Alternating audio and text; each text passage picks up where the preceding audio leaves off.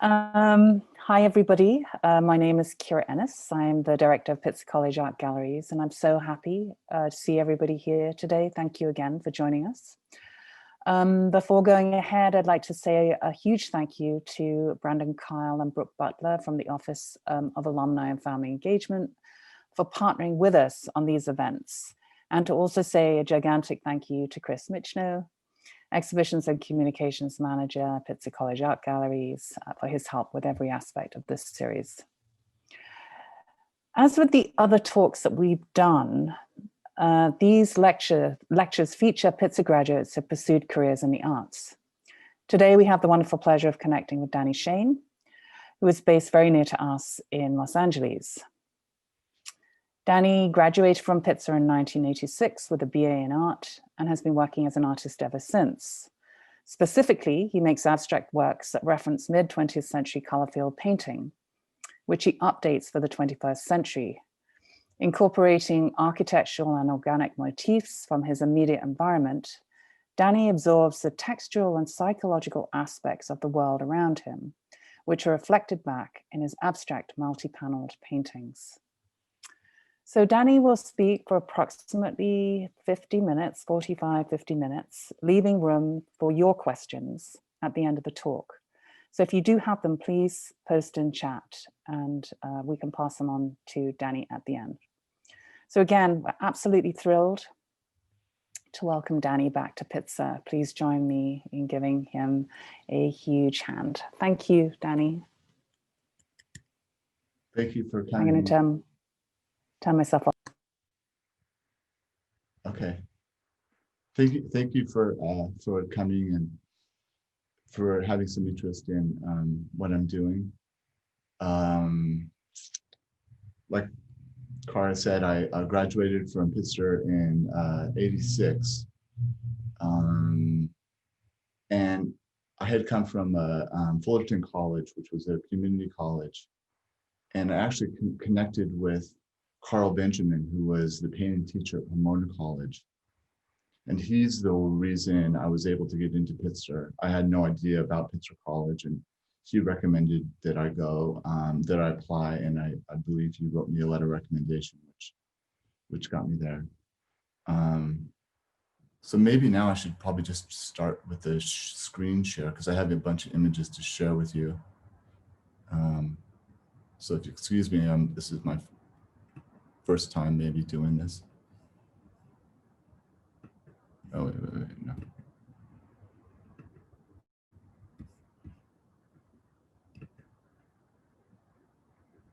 So this was Carl at that time. This was in the mid '80s, and he was a really great guy. He made these abstract paintings that were, I felt so pure and so essential and just beautiful. And oh geez, I'm trying to change the slide. I'm not sure how to do it. Oh no. Please bear with me. Take your time, Danny. It's Okay. no problem. Let's see what happened. Photos. Huh.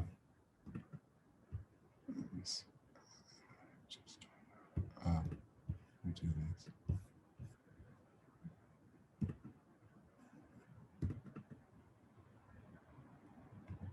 Okay, great. So these were the paintings that he was doing at the time that I was at Pitzer. And when I went to Pitzer, I was really excited by the art of the abstract expressionists, and I really wanted to be an abstract painter. And for all of the kind of geometry and formal sort of rigor of Carl's work, he was actually a very intuitive artist, and he himself wanted to be an abstract expressionist, he told me. And I think the way that he approached it was unique to him. But also, I guess what I'm trying to say is that he was very intuitive, that even though these things seem so formal, they were worked out just completely through feeling. So in the classroom setting, whenever we had a question about what we were doing and stuff, it was always the way Carl responded to it was really like how it felt to him, and tried to draw out of you what you felt through the process. And I just really appreciated that. Another painting, Carl's. So this is for my my graduation show. This was the invitation that I did. It was in the Salafay Gallery, which is downstairs in McConnell. I don't know if it still exists. I haven't been back to there for a little while. But at the time I was interested in, I was reading all kinds of stuff, of course, because I was in school, and I was interested in some ideas about time and space. And so the drawing just to the left of the Salafay was this idea that I had kind of come up with, this sort of ideogram of space and time. The bottom half, the grid being space, and the top, like a star, being time.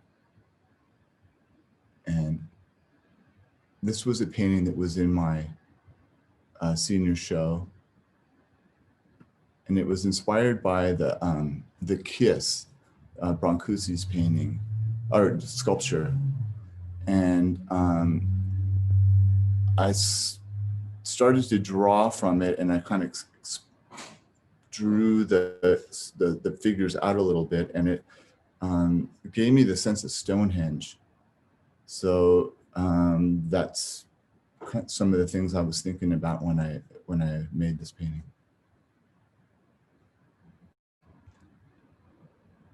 I was also interested in the idea of a visual rhythm, and I had read some stuff by Robert Motherwell talking about visual rhythm, and I really wanted to understand that. And so I made these paintings that were kind of based a little bit on counting. So I made these representations of numbers in a kind of a graphic way. So if you can see, it's kind of a grid, like an Adolf Gottlieb painting. The 0, 1, 2, 3 in the first row on the top. And then 1, 2, then 3, 4, 5 in the middle row, and so on. And these were painted in oil. This is on wood. This is from like 1984, 85. And then this was the same idea, kind of reduced more. So the black square to the left would be a 0, the middle square 1, and then 2, 3, 4, 5, so on. Back to the bottom, which is 0, 1.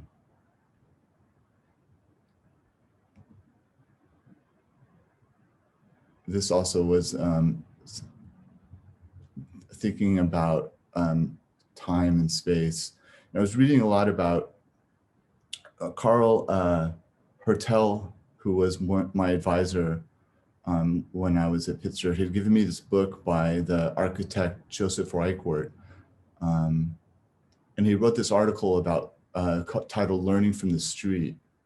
And one of the things it talked about was the Aboriginals from Australia had this initiation rite where they would work out, they would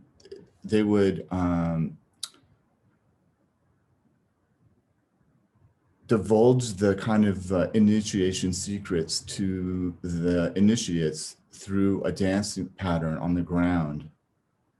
And they also had this idea that the ground was a picture of the sky world, which I really, really liked. And so this was kind of a painting in response to some of those ideas.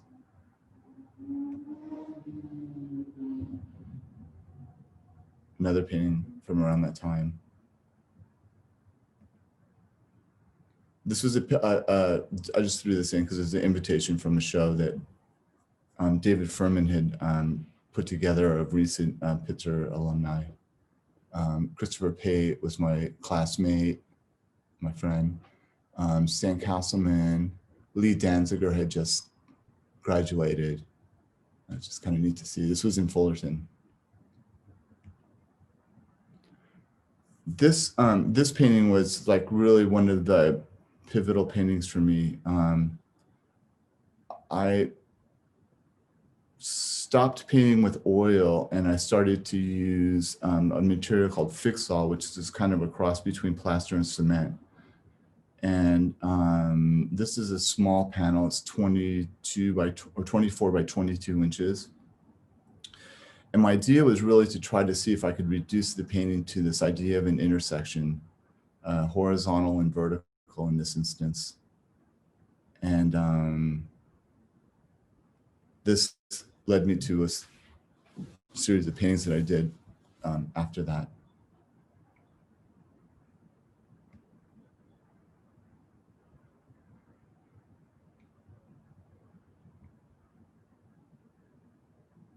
I was taking cues from the street, as you can see.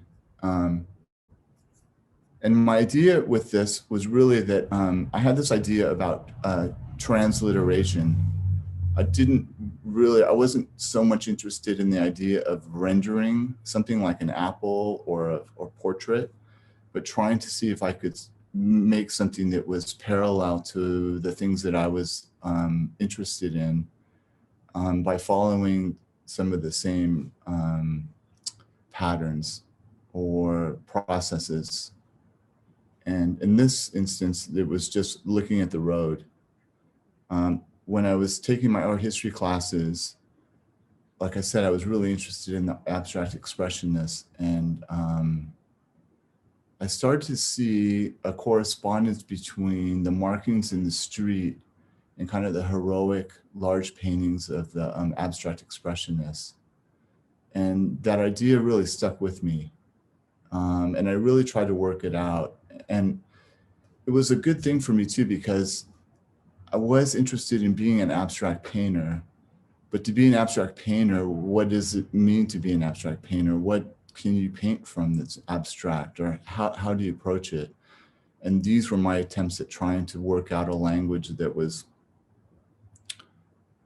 abstract, but something that I felt was grounded in my experience.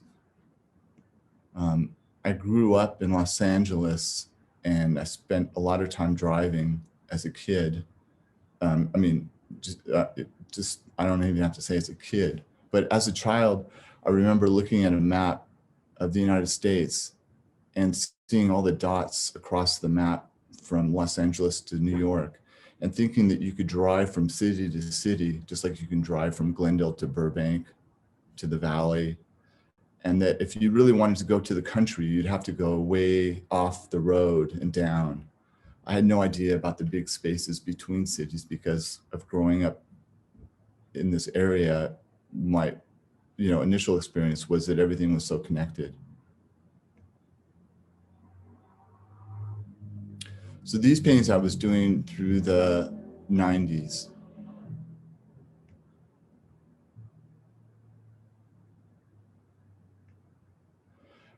Then about midway through the 90s, I started to take the idea of an intersection and see if I could explore other aspects of it. So this is a multi-panel painting. There's 3 panels, they're stacked on top of each other. This is actually at Pitzer College. What I did was I worked on each individual panel as a field of color or form. And then I later reintroduced them together to try to create this other larger whole. But by working on these individual panels, I didn't have to think so much about the idea of composition, and was able to let the paintings, the individual panels work as fields, individual fields, which I could later combine into these larger wholes. And the thing I really liked about that too was that the instances where they would abut would be something that was unpredictable to me, not something that I had like sort of composed or forecast through the painting.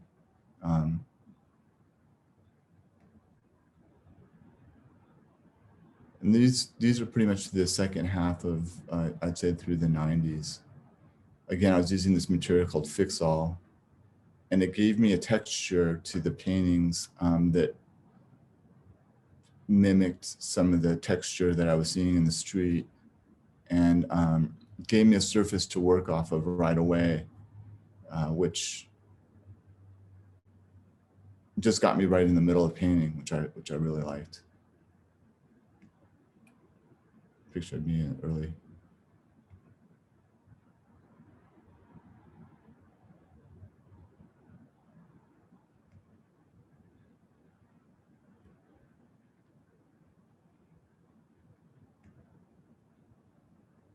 2002, I did a show at Sandrone Ray in Venice. And this was the large painting that was kind of the centerpiece of the show. And I titled it Echo Park as kind of a nod to Diebenkorn's Ocean Park paintings, which influenced me quite a bit. But that idea, Echo Park, really stuck with me. I liked the way it resonated with my own environment and also with the kind of metaphoric sort of possibilities.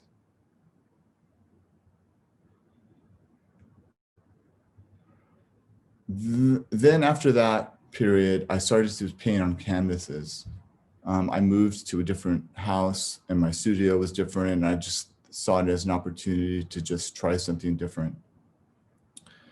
And so this is one of my early paintings from that period. And it was a multi-panel painting based more on the structure of a freeway sign. Although the imagery didn't necessarily correspond to that, it gave me the structure to begin the work and to give it a certain size.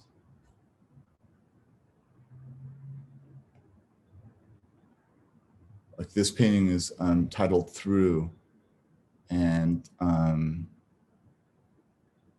they were all painted individually like the Fixall paintings were, and then combined later.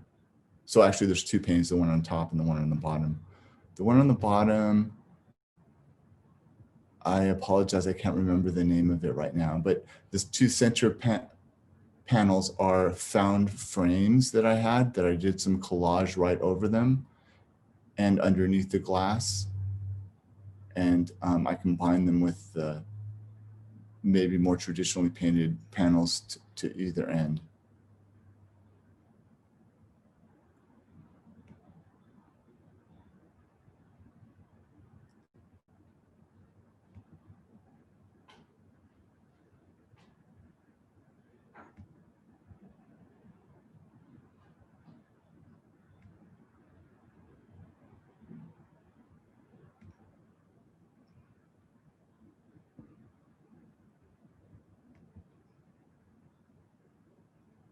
So this was, these are three different panels that I painted.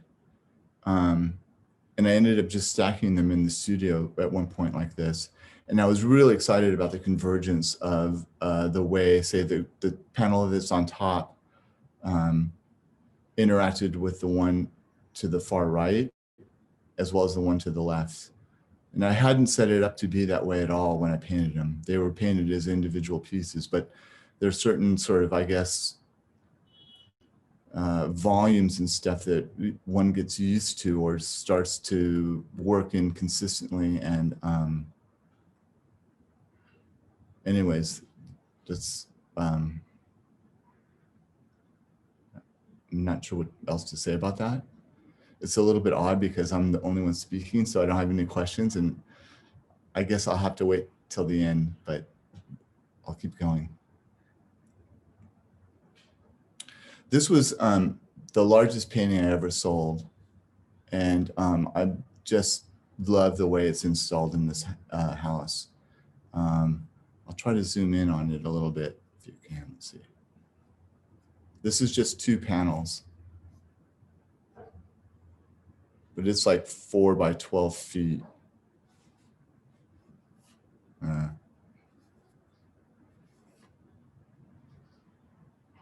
can get sort of a sense of some of the detail.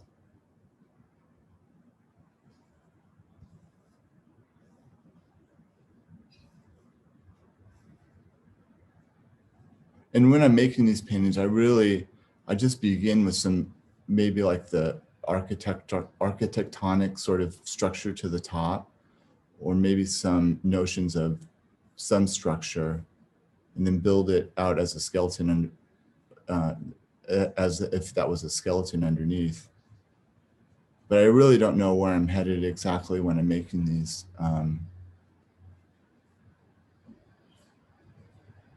And when they're finished, it's just as much a surprise to me.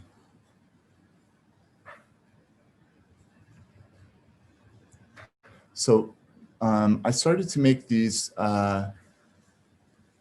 paintings from the old invitations that I had. So this Echo Park sign that's on the top of this, those 3 green panels, were the invitation cards that I had from my show at Sandrone Ray.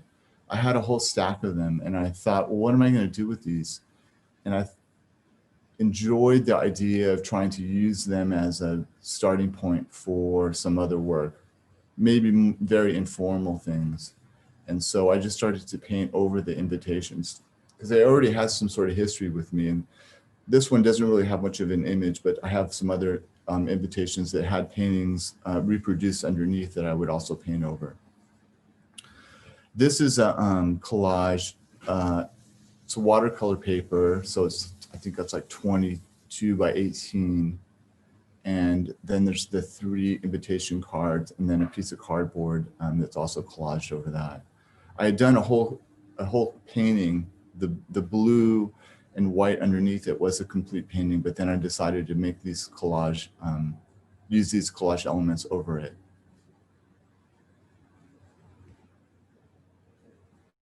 This is another work on paper that's in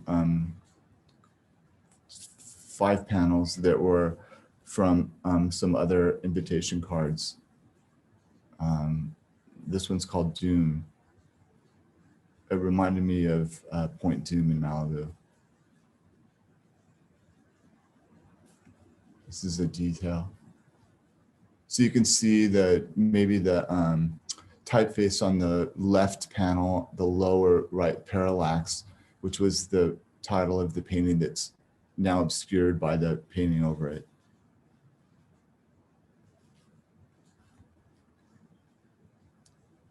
These are some watercolors that I did. Again, working out just some ideas. These are maybe more representational than most, but I'm interested too in the way that the abstract elements of a square or a rectangle or whatever can translate between representation and non. And this is maybe a better instance of that.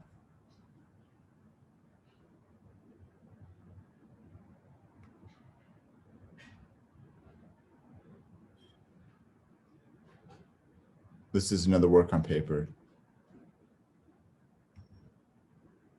And this is a construction of many works on paper. I think 1, 2, 3, 4, 5, 6, like 18 pieces of watercolor paper that I made like a larger mural of.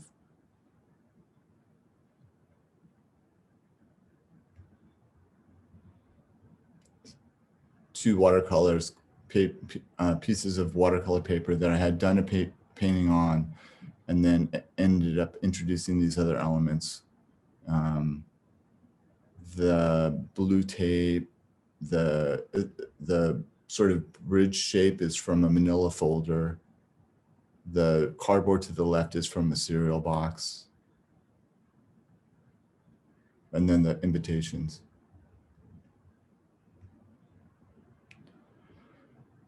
So one of my jobs, my main job to make a living is working as an art installer.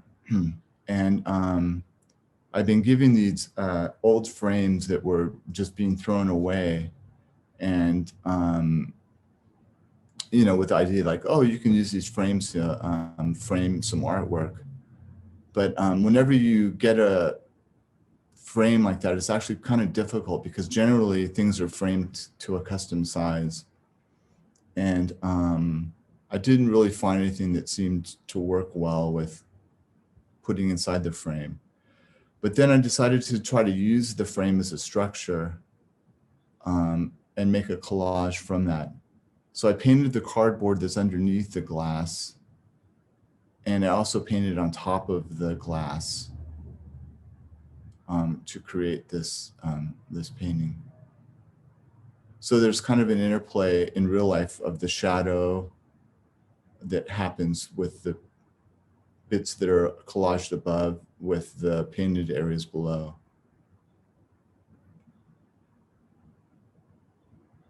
There's 4 of these.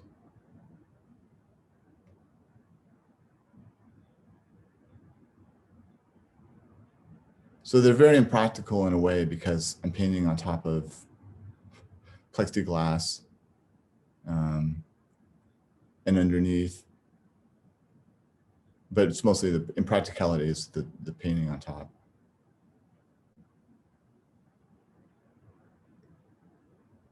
So these again had been all conceived of as individual pieces, but around 2018, I decided to I ended up putting them together, and this is a shot from a show that I was in 2018, I believe, at Fante Gallery in Glendale, called This Layered Look, or That Layered Look.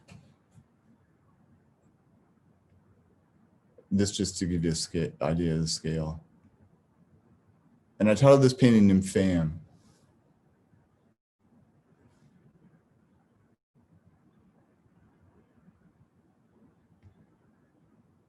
This painting was also in that same show, titled Pier, and it's 3 individual paintings with watercolor paper, tape,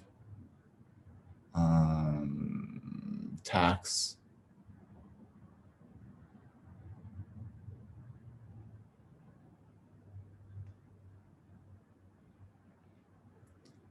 So I started to, this painting is a sort of a revisiting of some of the paintings I had done in the early 90s. You know, I had this whole stack of works that were in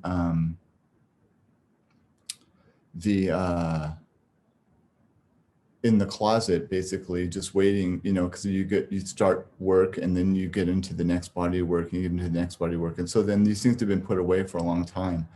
And I pulled them out and I started to look at them again and started to sort of revisit them. And I saw that I started to explore the idea of reorganizing and reintegrating these things into these newer combinations.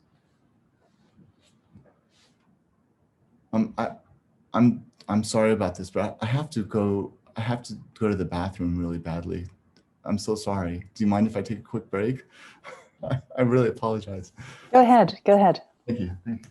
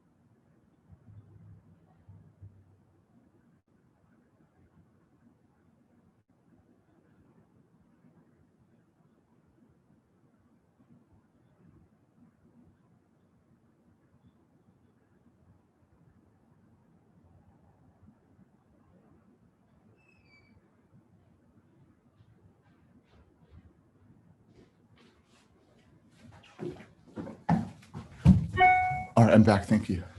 Great. So I started to recombine those earlier paintings from the 90s with some other ones to see about the idea of also using these smaller squares, which I had always just considered as individual paintings, to see about combining them into larger wholes or just sort of new combinations. And again, it's kind of going back to this idea of intersection and the way that these pieces would interact in kind of a new context. Yeah, I'm in my mid 50s now, and it's been like over 30 years since I graduated from Pitzer, and I've been making paintings for a long time. And so I just had this like volume of work. Like I said, some of them were just in a closet for a while. And I bring them out and I'm just excited by seeing them again. And it just opened up some new possibilities for me. This is a painting that I titled West of Rome, a title taken from one of my favorite authors, John Fante. And it's a combination of paintings that were painted all years apart from one another. And as I said, just conceived of as individual works, but I just arranged them in this way, and I found them to have a certain connection to one another that just really, really interested me. And it all happened in ways that I couldn't have ever predicted, but ways that seemed really nicely, they fit together in ways that I was very happy about and surprised at. So this is the years that the paintings were painted. The first 95, second 94, so on.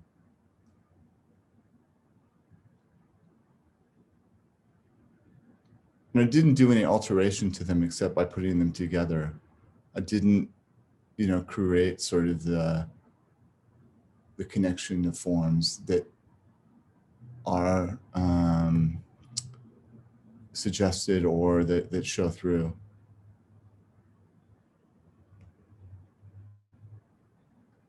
This is a work on paper that's 4 invitation pieces that are painted together. And let me see this is a panel. Let me see.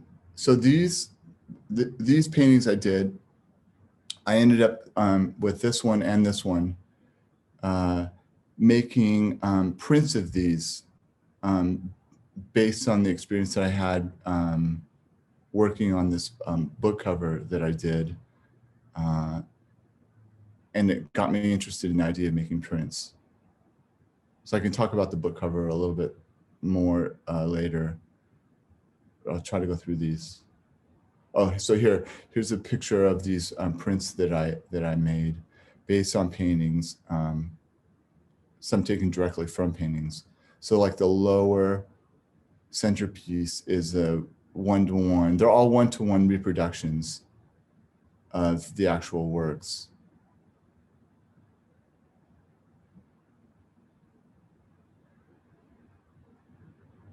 And I'm interested also in the kind of collage-like element of this hanging. I'm an art installer, so I sort of have this maybe propensity to try to make something that is arranged in a certain way, but I also like the feeling of a collage, and it gives me sort of a sense of an actual sort of a place or the idea of a place.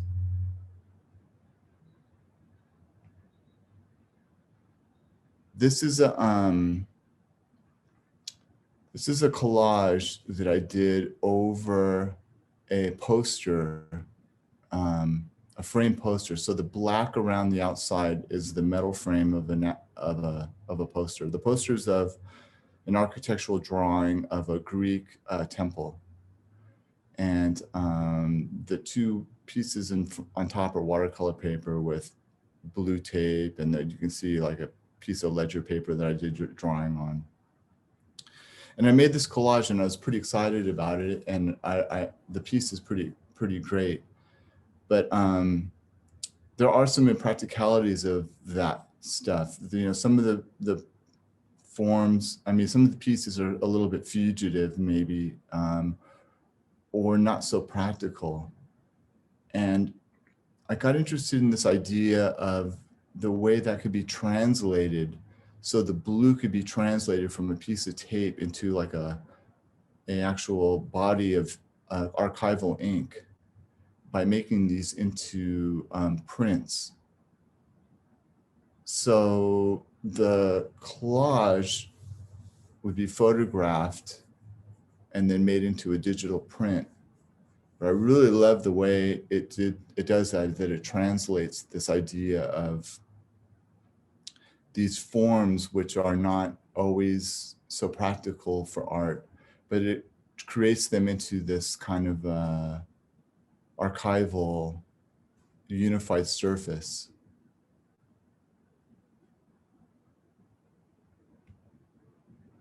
That's a picture of one of the prints that I had framed, just to sort of see it in a context.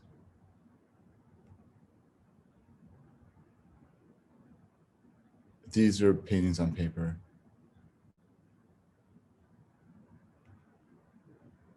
This was this was like the first sort of draft, and then this was in an exhibition at 515 in the Bendix building. And this is a view of my studio now. The paintings on the right, the landscape, the tree, and the other one with the tree are not mine, as is not the one on the bottom right corner, but my friends, some paintings by my friends, Kevin and Carrie Ware.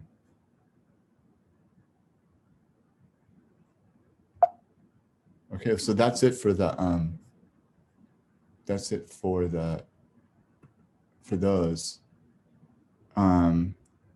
I mentioned to Cara that I have a couple other small things I could touch on, some side projects that I did as well that are related, but just depends on if you want to go through and see any of those, or if you have any questions now. Yeah, Danny, first of all, this is just a fascinating insight into your process and practice, really was. I want to just at this moment read these excellent questions from Holly. This is Holly Tempo. Okay. She has two questions for you. The first I'll read them both, but the first one is, some of your early work has echoes of Sean Scully. Was he someone whose work you were looking at while at Pitzer? That's the first part of the question. And the second part is, are the multiple panels used as a way to create large works that are easy to store / transport, or to underscore the sense of structure that occurs in your compositions, or both?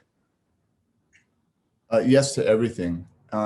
Sean Scully, I love Sean Scully. When I first saw his paintings, I was completely amazed. I can't remember if those were actually, if I saw those at Pitzer or just after Pitzer, but they excited me so much. They just felt so alive and primitive and raw and just forceful, and it was just these bands of color that the physicality of them combined with the color still just really, I just love them. So yeah, they were a huge influence. And the notion of making the paintings larger with the panels was, yes, that's true. It definitely did. But I was also just interested in the way that they would combine together in unpredictable ways to kind of create this notion of intersection. When I was at Pitzer, I applied for a Watson Fellowship, and my idea for the fellowship was I wanted to travel to a place where a Roman road intersected with a modern highway. I wanted to see what that place would be like, or what that would look like, and what kind of a surrounding that would sort of generate. And maybe even compare that to some places like I'd read about places in Australia, like Canberra, where the streets will follow like a kind of a circular pattern, or maybe in England where the streets follow the path of cows, where there are old cow paths, and then those have become the roads. I just really became, anyways, I didn't get the fellowship, but I still think about those ideas quite a bit. Thank you so much, Danny. Are there any other questions before we move on? Just one question, actually, I had, Danny, was, you know, you showed one of your paintings, you'd included a large piece of cardboard and other, you know, non-art materials. And I wondered, you know, how that functions in your work. One, is it about breaking down barriers between high and low culture? Or is it a purely formal device, or both? I don't really think about high and low culture so much, or trying to break down those barriers. There are more like things that were around me, and something familiar. Like I just love like the Rauschenberg cardboard pieces, and I'm a huge fan of like Alberto Burri and Antonio Tapias, and those are people I should have mentioned earlier on with the early paintings, the panels. The idea of trying to get into something that has some texture and tactile sense was really influenced by artists like that. I was really just, it was more of a formal sort of exploration. And then again, sort of what's on hand. I think I have this notion or tendency to just, I really think there's something really universal and really great about the most mundane, that it's really the stuff that you sort of overlook and that you don't see that maybe has some of the most sort of fragile poetry. Like I really think about the street as a form. I mean, it's a monumental form. If you think about all the networks of roads that are everywhere, and just just how many layers of that are all buried on top of one another. And there's this huge zeitgeist of collective unconscious, that it was this thing that's made with its own sort of purpose, but the results of it have this kind of aesthetic sort of wave to it that is it has everything to do with the practicality of it. It's not really set up to be beautiful or whatever, but I believe that there is this kind of poetry in it. Thank you for that answer. We have a question from T. Ashby Schultz. They ask, can you speak of your use of solid color versus washes? I'm sorry, I don't know your first name. I'd say that almost everything's kind of washed, that there's many layers over it. And some of it may seem more opaque or more of a solid thing, but generally everything has a few layers and is kind of washed over. I'm not sure if that answers it so much, but if you had a follow-up to that, I mean, I don't, that's where I'm at. Please feel free to put a follow-up question in there if you'd like.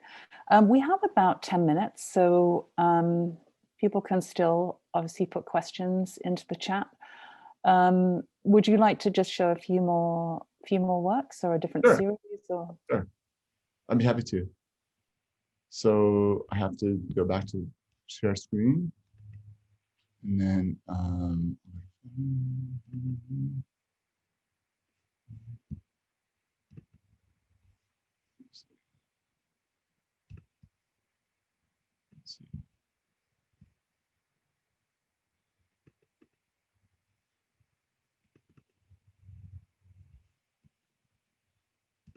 oh, I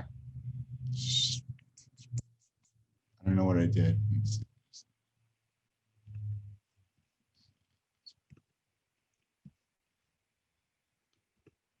In 1997, I was invited to be in a project for the Venice Biennale, and it was a project called markers, and they invited artists to create these banners that had art on one side and maybe poetry on the other. And they hung these banners on the Via Garibaldi, which is like the widest street in Venice. And so you can see there's a row of successive banners, and they kind of look like laundry, sort of laid out there, artistic laundry. And this one is this is the panel that I made, which is a collage of things that are in my studio. And the center panel has a map of LA collaged with a fragment of a map from Venice. And the map to the bottom right was from a book that I had called Hebrew Maps of the Holy Land. And what was really interesting to me about that was that these rabbis had created these maps that were just based on the idea of these places. Like it had no fidelity to the actual distance and space between one form and the next, but they were just these ideas, and so basically a map of ideas.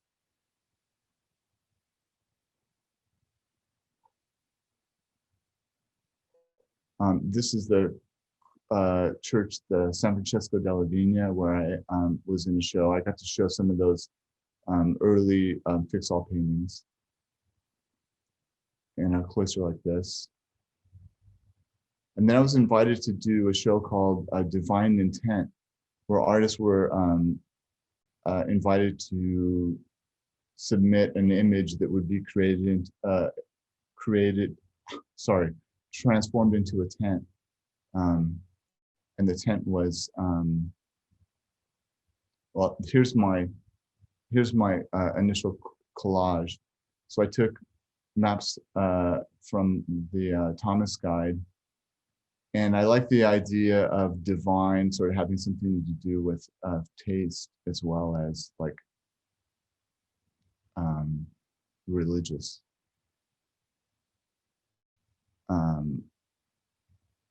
And this is the tent that I made. And this is the installation of them together. It was really beautiful show. I got to be in another project where we got to create these souvenirs, and I made 2 parts. I got to make a short film. It was a 1-minute film, and it was a collaboration with another artist, Raul Amaro. And I made these postcards, which are lenticular. So it had an image of mine and an image of his, and when you moved it, the image changed. There's a 1-minute film, and if you're interested in seeing that, you can see it, but let's see what we want to do with time this up. And then this was from another project where, gosh, I can't remember what the theme of the show was, but I did this piece which I called Carta, and it is this map collage. And on the back of it, I put a quote from my favorite author, John Fante. And the quote is, in the story, it was from Ask the Dust. He's in Long Beach, and the earthquake happens, and he thinks that the earthquake happened because of events that he had participated in, and he's going over all the things that he believes and thinks. And the quote is, "But I have to smile, for the salt of the sea is in my blood. And while there may be 10,000 roads over the land, they shall never confuse me, for my heart's blood will ever return to its beautiful source." I think I kind of messed that up a little bit, but it's a great quote, I think. And you can see to the right, I still have the I reprised a fragment from the maps of the Holy Land and some Thomas Guide imagery. And that's what I have to show you from the Venice Biennale projects.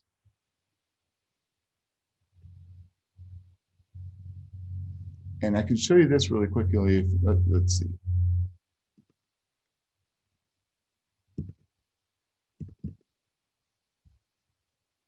So 6 years ago, I got really influenced by and interested in this author, John Fante. And I just started to make this, I had this idea to make some book covers because I started just, I thought that I had these images in my paintings that would respond, that would correspond well to the books. So that was my painting, the first one, and this is the book cover that I made. Wait Until Spring, Bandini. These are from the Bandini Quartet. He did 4 books that are known as the Bandini Quartet. This book, I mean this image I made into this book, The Road to Los Angeles.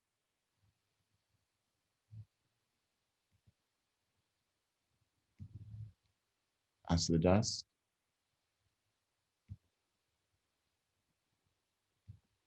Dreams from Bunker Hill. This book is extraordinary because this was written in the last years of his life. He was blind and had lost both legs. And he dictated this book to his wife, who wrote it out because he couldn't see.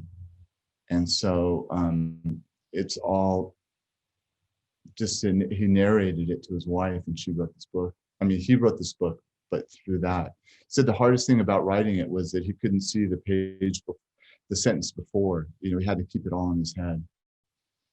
So it's really a book from the imagination, and just the idea of recalling. And so I introduced these book covers to Stephen Cooper, who is the author that did the biography of John Fante. And he put together a book, which is a collection of essays about As the Dust. And he invited me to make the cover for that book. And this is the cover.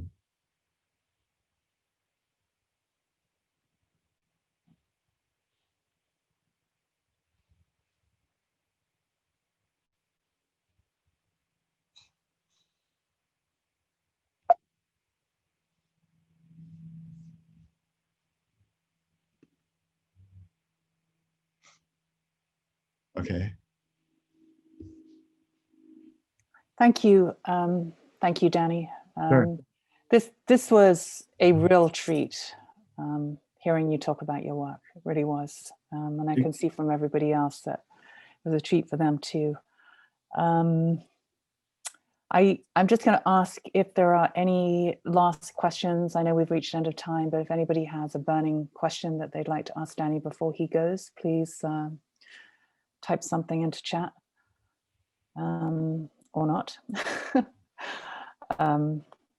And in addition to thanking Danny, you know, we'd like to thank everybody that has joined us today. So thank you for supporting this program.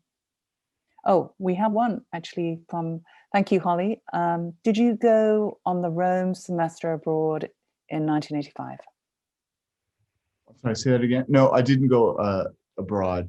I transferred into Pitzer, so I only, I didn't get to do a year abroad. I was only there. I did go to Rome after I graduated, but I didn't do it when I was at Pitzer. Okay, so please join me in giving Danny a huge clap. Thank you. Thank you so much. For, really great. Inviting me and for your interest and suffering through my unconventional break. Not at all. We weren't going anywhere. Okay, very All good. right. See you soon. Okay, thank you. Thanks, everybody. Bye. Thank you so much. Bye-bye.